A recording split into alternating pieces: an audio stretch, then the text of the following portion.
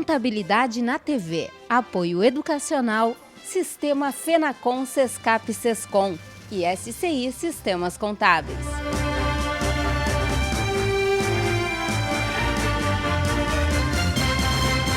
Durante o 5º Eneconte, um assunto pouco conhecido, a EFD Reinf ficou por conta de Mauro Negrum. E é ele que conversa um pouco mais sobre isso conosco. Mauro, esse é um SPED, um braço do E-Social? A EFD Reinf, ela foi um desmembramento do E-Social por algumas questões de praticidade e também por uma questão de segmentação do tipo de informação que compõe a EFD Reinf. Quando no E-Social teríamos informações de pessoas físicas e jurídicas e, portanto, ficou mais na visão dos gestores do projeto SPED, ficou mais adequado que fosse segmentado.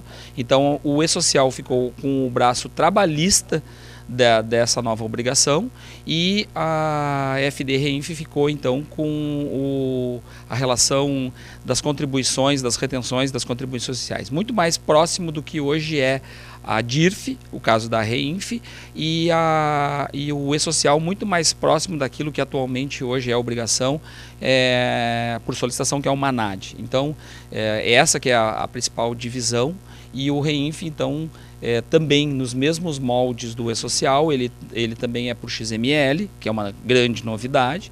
Então ele também, apesar de ter o nome EFD, na qual todos nós que trabalhamos no ambiente do SPED nos acostumamos a acreditar que EFD é um livro, né, composto de vários blocos e assim por diante, enquanto que no caso da EFD Reinf, assim como no E-Social, é por XML, por eventos que se mandam as informações que, como eu disse, vão ser basicamente informações de pessoas jurídicas, alguns casos de pessoa física, mas é uma exceção.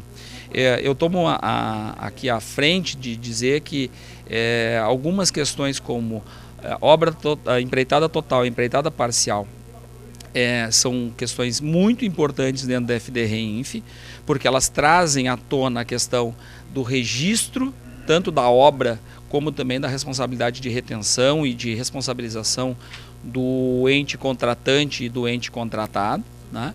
E também a questão de todas as regularidades que isso implica. Ou seja, a gente tem toda uma informação prestada aos fiscos sobre quem está tomando e quem está prestando esse serviço de obra. Ou seja, empresas que no mínimo vão precisar ter outras qualificações que não uma empresa normal, né? Uma empresa comercial meramente. Então vai ter que ter lá seu registro no CREA, vai ter que ter do seu CNAE a possibilidade de fazer obras e assim por diante, porque tem também a questão da responsabilização técnica por obras e assim por diante, né? Então é muito importante a gente trazer para o ambiente do Reinf os contratos, que normalmente nas empresas e nos escritórios de contabilidade, então normalmente nem chegam aos escritórios de contabilidade, os contratos, simplesmente as contraprestações dos recibos ou das notas fiscais, quando na verdade quem determina qual é a relação entre o contratante e o contratado é o próprio contrato, né? E quando entra em vigor, sendo um braço do E-Social, entra em vigor ano que vem também, a Reinf? O Reinf, para ter a sua efetividade, ele precisa seguir o mesmo cronograma do E-Social, porque na verdade não é que um seja o braço do outro, mas são dois lados da mesma moeda, vamos dizer assim, né? Para poder funcionar e o fisco ter, o governo ter o intento que deseja, a gente precisa ter implementação dos dois, para poder fazer a eliminação de todas as obrigações em relação ao trabalhista, ao aspecto trabalhista, como também da questão tributária financeira, né, o controle financeiro sobre as operações.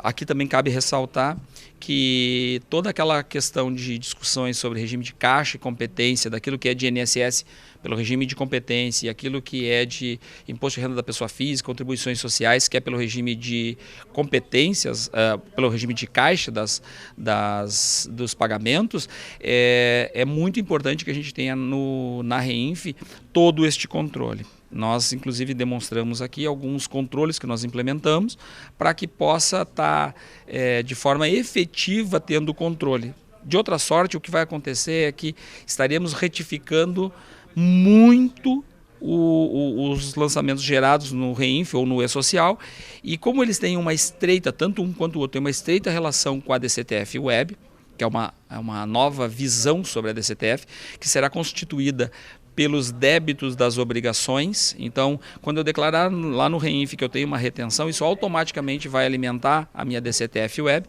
e essa alimentação é que vai gerar os débitos do qual eu, contribuinte, devo prestar contas lá na minha DCTF Web. Então é importante que se entenda que o caminho do SPED como resultado ele já vem trazendo, seja para a sociedade, seja para o fisco, seja para o contribuinte. Ou seja, o fisco diz que vai fazer uma declaração de preenchimento automático, né, com base nas outras declarações, o que de fato é, e o contribuinte deverá então ter maior controle sobre essas obrigações. Eu uso como exemplo um caso muito típico. Eu deveria ter feito uma retenção no mês passado e não fiz. Já fechei a minha REINF e já comuniquei a DCTF, porque isso vai acontecer de forma automática.